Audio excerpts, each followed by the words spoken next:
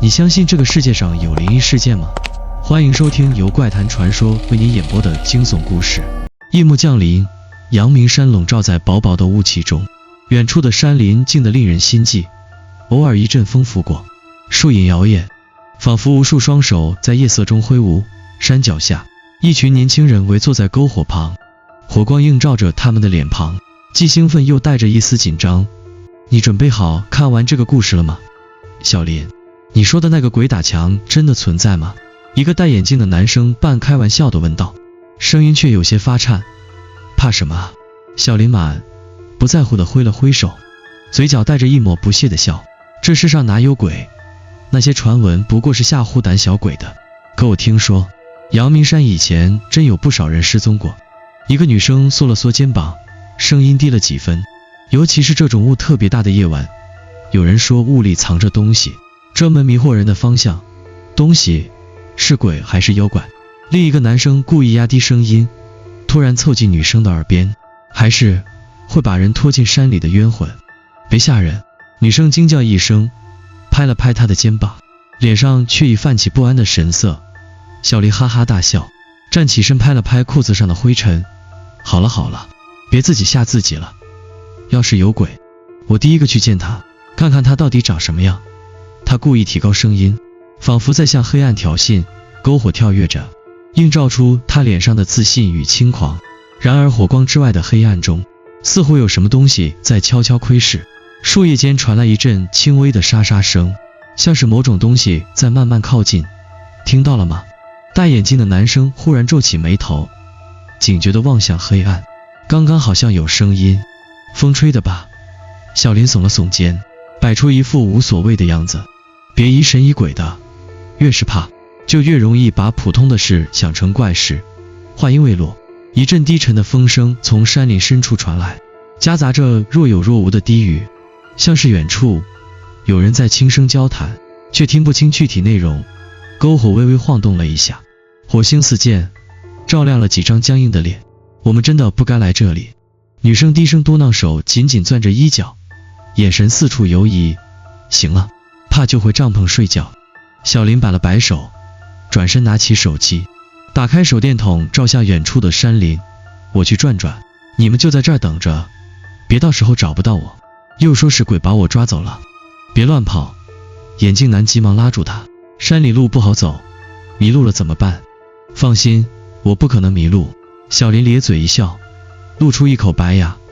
再说，这山里除了我们，谁会在这大晚上的瞎晃？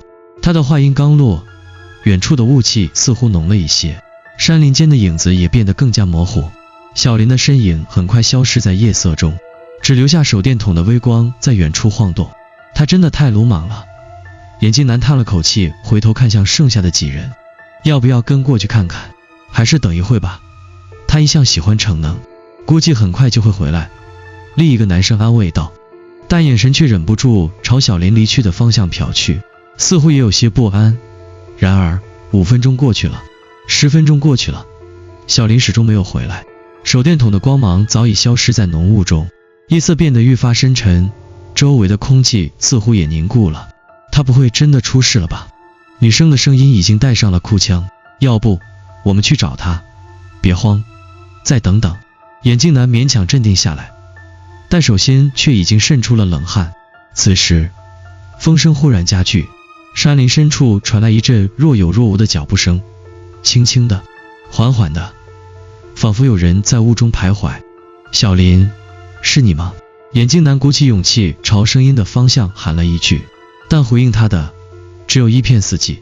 篝火在风中摇曳，火光逐渐暗淡，仿佛随时会熄灭。而就在这时，一声低沉的笑声从黑暗中传来，声音沙哑而诡异。是谁？眼镜男猛然站起身，手中的手电筒直直照向声音的方向。黑暗中什么都没有，只有浓雾翻滚着，像是无数双看不见的手在缓缓靠近。小林女生的声音颤抖着，眼里满是恐惧。她到底去哪了？没有人回答，只有风声和雾气在夜色中交织。篝火忽然熄灭，四周陷入一片死寂，仿佛整个世界都被吞噬了。这是小林失踪的第一夜，也是恐怖的开端。夜渐深，山间的雾气愈发浓重，仿佛一层厚重的帷幕笼罩着整个营地，四周静得可怕，连虫鸣和风声都仿佛被吞噬了，只剩下几人急促的呼吸声和篝火熄灭后偶尔发出的噼啪声。我们不能再等了。眼镜男终于开口，声音低而急促。小林不可能跑那么远，他一定是出事了。可是山里这么黑，万一我们也迷路了怎么办？女生的手死死抓住身旁的男生，脸色惨白。我们不能什么都不做。眼镜男的语气有些激动，随即拿起手电筒，我去找他，你们要么跟着我，要么留在这里等。等，我陪你去。另一个男生咬了咬牙，站了起来，手里紧紧攥着一根篝火烧剩下的木棍。多个人多点安全感。我也去。女生的声音颤抖着，但她显然不愿独自留在营地。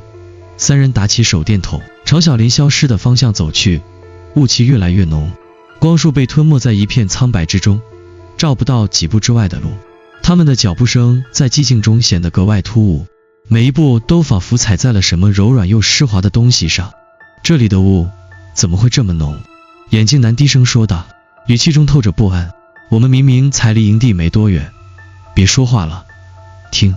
女生忽然停下脚步，竖起耳朵，远处传来隐隐约约的声音，像是有人在低声喊叫，断断续续，夹杂在风中。是小林。眼镜男的眼睛亮了起来，急忙朝声音的方向跑去。小林，是我们，你在哪？别跑太快。跟在后面的男生急忙追了上去，但脚下一个踉跄，差点摔倒。他低头一看，发现地上竟然是一片湿漉漉的泥土，上面布满了凌乱的脚印。这些脚印，他皱起眉头，看起来像是小林的。快跟上！眼镜男的声音从前方传来，带着一丝急切。他们顺着脚印一路追去，声音似乎越来越近了。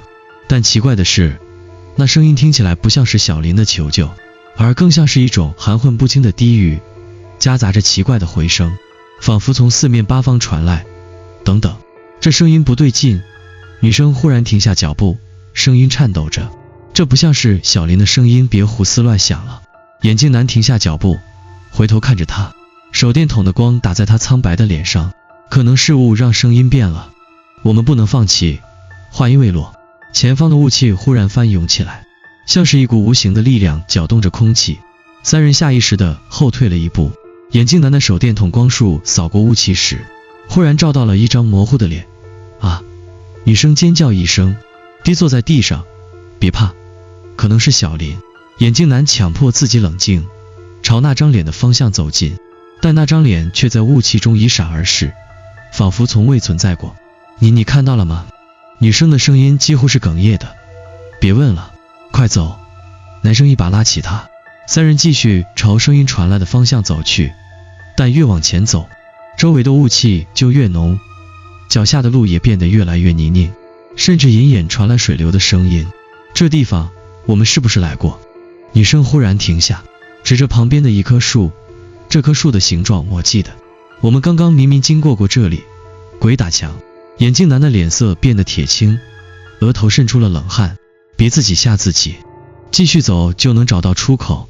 然而他们越走越觉得不对劲，地上的脚印突然中断了，仿佛小林的足迹到这里便凭空消失，而脚印的尽头竟是一片黑暗的深渊，一个不知通往何处的山崖。他不会掉下去了吧？女生颤抖着声音，手电筒的光照向崖底，却只能看到无尽的黑暗。别乱猜！眼镜男的声音有些发颤，但还强撑着冷静。我们回去叫救援，这里太危险了。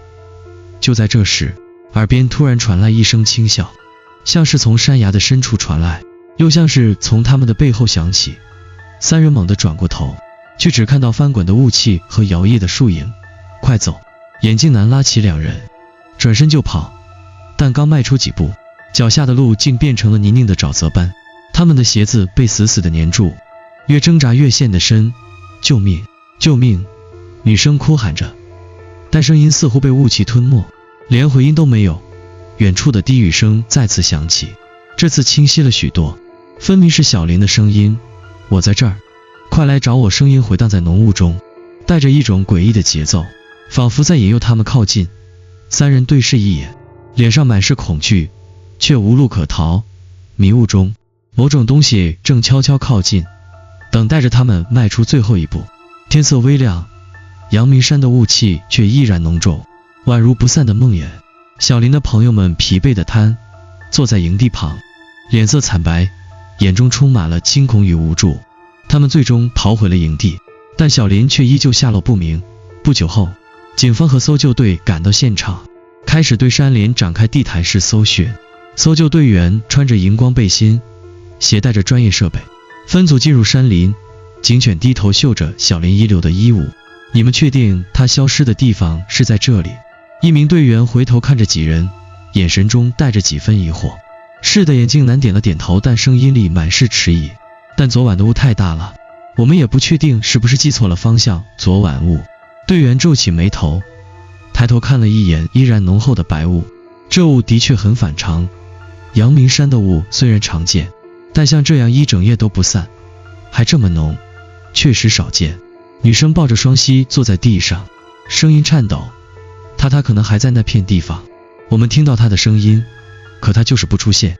听到他的声音，队员停下脚步，回头看了他一眼，眼神中透着一丝疑虑。你们确定那是他？女生的脸色更加苍白，嘴唇颤抖着，却说不出话来。搜救队深入山林，四周寂静的可怕，只有脚踩落叶的沙沙声和偶尔传来的鸟叫。浓雾像是一堵无形的墙，将光线和声音都隔绝在外，连搜救犬的吠声都显得格外低沉。这里的雾真是奇怪，一名队员低声说道，打着手电筒四处张望。走了这么久，怎么感觉我们一直在原地打转？别胡思乱想。另一名队员提醒道，这地方确实容易迷路，但只要跟着标记走就不会有事。然而他们很快发现，地上的标记似乎消失了，原本清晰的脚印突然断裂，取而代之的是一片湿漉漉的泥地。泥地中隐约可以看到一些散乱的痕迹，像是有人在挣扎。队长，这里有东西。一名队员蹲下身，指着泥地中的一片布料，像是衣服的一部分。队长走近查看，那布料被泥水浸透，边缘还带着一些烧焦的痕迹。他皱了皱眉头，这不像是被撕裂的，更像是被什么东西腐蚀了。腐蚀？旁边的队员闻言忍不住后退了一步。这山里有什么能腐蚀衣服？队长没有回答，神情变得更加凝重。他让人拍下照片并将布料收好，继续指挥搜寻。搜救队深入到昨晚三人提到的山崖附近，雾气在这里显得更加浓重，光线几乎无法穿透。队员们打着手电筒，小心翼翼地靠近崖边。这里真的很危险，一名队员低声说道，蹲下身查看地上的痕迹，看起来像是有人在这里停留过，但又很奇怪。奇怪什么？队长问道。这里的脚印不是一个人的。队员抬起头，脸色有些发白，而且这些脚印太乱了，像是有人被拉扯着走过。队长顺着他的手电筒光看过去，果然看到一片凌乱的脚印交错着，延伸到崖边。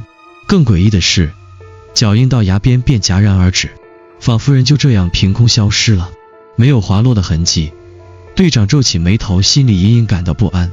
如果他真的掉下去了，崖底应该有痕迹，但这里什么都没有。队长，你看这个！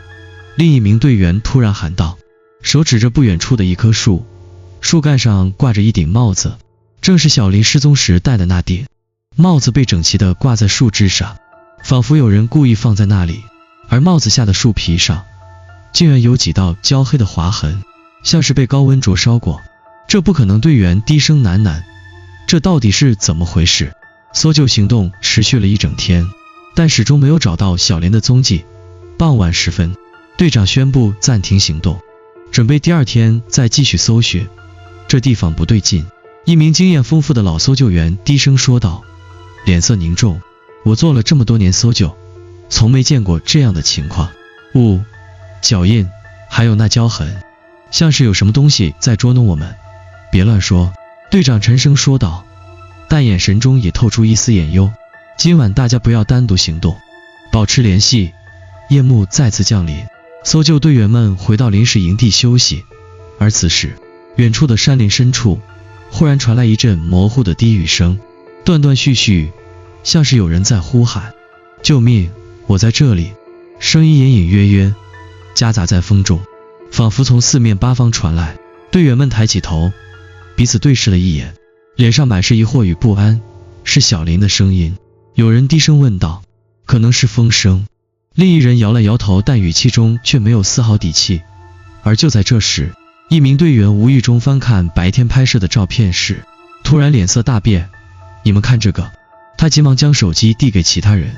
照片中是白天搜救时的场景，但在其中一张靠近崖边的照片里，隐约可以看到一团模糊的影子站在雾中，轮廓像是一个人，但仔细一看，却又不像是人类的形状。这是什么？队员们的声音带着颤抖，空气中弥漫着一股压抑的气氛。可能是雾的折射，队长努力让自己的声音显得平静，但手却不自觉地攥紧了对讲机。所有人保持警惕，今晚不要离开营地。夜色中，山林的雾气再次翻涌，像是无数双看不见的手在无声地拉扯着什么。夜色笼罩着营地，四周静得让人窒息，只有微弱的篝火在黑暗中跳动。搜救队员们围坐在火堆旁，脸上写满了疲惫和不安。尽管他们竭力说服自己一切只是意外，但心底的寒意却挥之不去。这地方真的有点邪门。一名年轻队员低声说道，眼睛盯着手中的热水杯，声音里带着掩饰不住的颤抖。白天的脚印、胶痕，还有那照片里的影子，怎么解释？可能是光线问题，也可能是心理作用。队长语气平静，但手指在膝盖上轻轻敲打，显然心绪不宁。别自己吓自己，再坚持一天，明早我们就能找到小林。你真觉得他还活着？另一个年长的队员抬起头，语气低沉：如果他真在山里，为什么我们听到的声音都像是从雾里传出来的？空气变得更加沉闷，没人再接话。火光映照下的每张脸都显得苍白而僵硬。深夜，营地里突然响起了一阵窸窸窣窣的声音，像是有什么东西在周围的树林里徘徊。什么声音？女生猛地抬起头，眼神慌乱地扫视四周。可能是风吹动树叶，眼镜男安慰道，但他的手已经悄悄握住了身旁的手电筒。别乱动，我去看看。一名队员站起身，拿起手电筒朝声音传来的方向走去。他的脚步很轻，但每一步都踩在枯叶上，发出轻微的咔嚓声。他走到营地边缘，用手电筒扫视着四周，却什么也没看到。正当他准备转身回去时，耳边突然传来一声低低的笑声，像是有人贴着他的耳朵在轻笑。谁？他猛地转身，大声喊道，但身后空无一人。你怎么了？听到他的喊声，其他人急忙跑过来。刚才有人笑。他声音颤抖，手中的手电筒不自觉地晃动着。就在我耳边。别胡说了，这地方根本没人。队长皱着眉头，但眼神中已透着一丝警惕。大家都回到火堆旁，今晚谁也不要离开营地。几人回到篝火旁，但刚坐下没多久，火焰忽然开始剧烈地跳动起来，像是被无形的风吹动。火光忽明忽暗，照得每个人的脸都显得扭曲而诡异。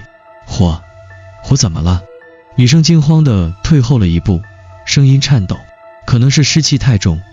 队长试图保持冷静，但眼中闪过一丝不安。他蹲下身，想要调整篝火，却发现火堆下的木头已经被烧成了焦黑的炭，但火焰却依然旺盛，甚至带着一种诡异的蓝色光芒。这不正常，眼镜男低声说道，目光死死盯着火焰。火焰怎么会变成蓝色？话音刚落，火堆中突然传来一声轻微的啪响，像是某种东西爆裂开来。几人下意识地后退一步，只见火光中竟然飘起了一片布料的碎片，正是白天在山里找到的那块。这怎么可能？队长脸色大变，猛地站起身。这块布明明已经被收进证物袋了。空气中弥漫着一股焦糊的气味，隐约还夹杂着一种腥甜的味道。几人面面相觑，谁也不敢开口。夜渐深，营地周围的雾气变得更加浓重，几乎将他们与外界隔绝。篝火渐渐熄灭，四周陷入一片黑暗，就在这时，远处的雾气中再次传来那熟悉的声音：救命！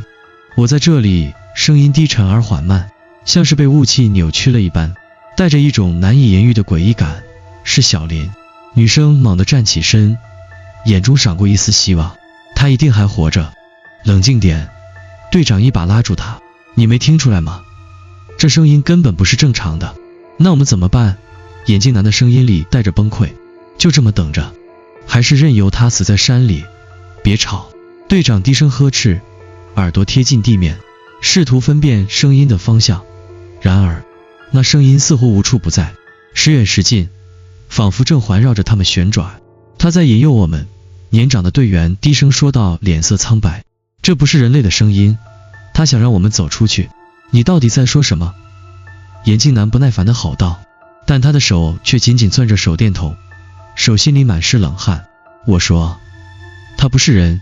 年长队员的声音突然提高，带着一种歇斯底里的恐惧。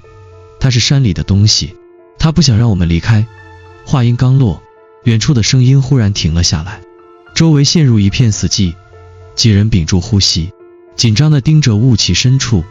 突然，一道黑影从雾中闪过，速度快得让人来不及反应。女生尖叫一声，跌坐在地上，而那道黑影却已经消失得无影无踪。快点点火！队长大吼一声，几人慌乱地重新燃起篝火。火光照亮了周围，但那种无形的压迫感却依然存在，仿佛有什么东西正隐藏在黑暗中，窥视着他们。今晚我们必须守住营地。队长握紧了手中的对讲机，声音低沉而坚定。不管听到什么，看见什么，都不要离开这里。几人围坐在篝火旁，彼此紧贴着，眼中满是恐惧与绝望。而远处的雾气中，那低语声再次响起，带着一种诡异的节奏，仿佛在不厌其烦地重复着同一句话：救命！我在这里。时间一分一秒地过去，营地中的气氛愈发紧绷，篝火微弱的光芒摇曳着，映照出几张苍白的脸。每个人都疲惫不堪，却不敢闭上眼睛。他在逼我们出去。年长的队员低声说道，目光死死盯着雾气深处。他知道我们害怕。闭嘴！队长低喝一声，但语气中却透着几分慌乱。别再胡言乱语，保持冷静。冷静！年长队员突然冷笑了一声，声音带着一丝癫狂。你没听见吗？他的声音越来越近了，我们根本没法逃出去。别吵了！女生捂住耳朵，眼泪顺着脸颊滑落。我求求你们，别再吵了。就在这时，远处的雾气中再次传来那熟悉的声音：救命！我在这里。这一次，声音比之前更加清晰，甚至可以听出其中带着一丝微弱的喘息，仿佛真的有人正在挣扎求生。是小林。女生猛地站起身，朝雾气深处看去，他就在附近。别过去！队长一把拉住他，声音严厉：这不是他的声音，你难道听不出来吗？可是女生的眼中充满了犹豫和痛苦。如果真的是他呢？如果他就在等着我们去救他？你疯了！眼镜男也站起来，声音颤抖：你没看见白天那些怪事吗？这地方根本不正常。够了！女生突然大喊一声，挣脱了队长的手。你们可以不信，但我不能看着他死在这里。女生转身冲进了雾气中，几人的呼喊声在她身后回荡，但她的身影很快就被浓雾吞没了。该死！队长狠狠地踢了一脚地上的石头。他疯了吗？我们不能让他一个人！眼镜男急忙说道，声音里带着恐惧。他会死的，他已经失去理智了。年长队员摇了摇头，脸色惨白。你们没发现吗？他在挑拨我们，让我们一个个离开营地。我们不能坐以待毙。眼镜男咬了咬牙，抓起手电筒。如果你们不去，我自己去找他。站住！队长一把拽住他，声音低沉而有力。没有人再离开营地，谁也不能离开。那他怎么办？眼镜男瞪着队长，声音里充满了愤怒和绝望。你要让他自己去送死吗？队长没有回答，只是死死盯着篝火，脸上的肌肉绷得紧紧的。他知道这片山林里有一种无形的力量，正在逐渐瓦解他们的理智。女生冲进雾气中，脚步踉跄地向声音传来的方向跑去。四周的雾越来越浓，他的手电筒光芒也变得微弱，几乎照不出多远。小林，你在哪？他一边喊着，一边四处张望，但回应他的只有那重复的低语声：救命！我在这里。声音越来越近，近的仿佛就在他耳边。他猛地转过身，却什么也没看到。别玩了！他的声音里带着哭腔。我知道是你，出来啊！突然，前方的雾气中出现了一个模糊的身影，那身影看起来很像小林，正缓缓地朝他走来。小林，女生激动地跑过去，泪水模糊了视线。你终于出现了！但当他靠近时，却猛然停下了脚步。那人的面孔在手电筒的光芒下显露出来，他根本不是小林，而是一张苍白而扭曲的脸，五官模糊不清，嘴角挂着诡异的笑容。女生瞪大了眼睛，脚步踉跄的后退，手中的手电筒掉在地上，光芒打在那人的脚下，却发现他的脚并未触地，而是悬浮在半空中。救命！那东西张开嘴，声音低沉而沙哑，像是从深渊中传来。我在这里！营地中几人听到女生的尖叫声，脸色瞬间变得惨白。他出事了！眼镜男再也忍不住了，拿起手电筒冲进了雾气中。回来！队长大喊，但已经来不及了。我们完了！年长队员瘫坐在地上喃喃自语，他一个个把我们引出去，我们谁也逃不掉。队长紧握着对讲机，额头上满是冷汗，他的心里充满了矛盾，是冒险追上去，还是留在营地等待天亮？然而，远处的雾气中再次传来那熟悉的声音：救命！我在这里！这一次，声音变得分外清晰，甚至带着一种不容置疑的命令感，仿佛在催促着他们靠近。队长的目光扫过周围剩下的人，眼中闪过一丝决然。他深吸了一口气，缓缓站起身。我们不能再等了。篝火在风中摇曳，映照出几张写满恐惧的脸。营地的空气变得更加压抑，仿佛连呼吸都需要耗费巨大的力气。雾气中，那低语声依然在重复着，像是某种诅咒般，不断敲击着每个人的神经。救命！我在这里！队长带着剩下的2名队员缓缓进入雾气深处，手电筒的光柱在浓雾中显得无比微弱，像是被吞噬了一般。周围的空气寒冷刺骨，仿佛每走一步，寒意就更深入骨髓。跟紧我，别掉队！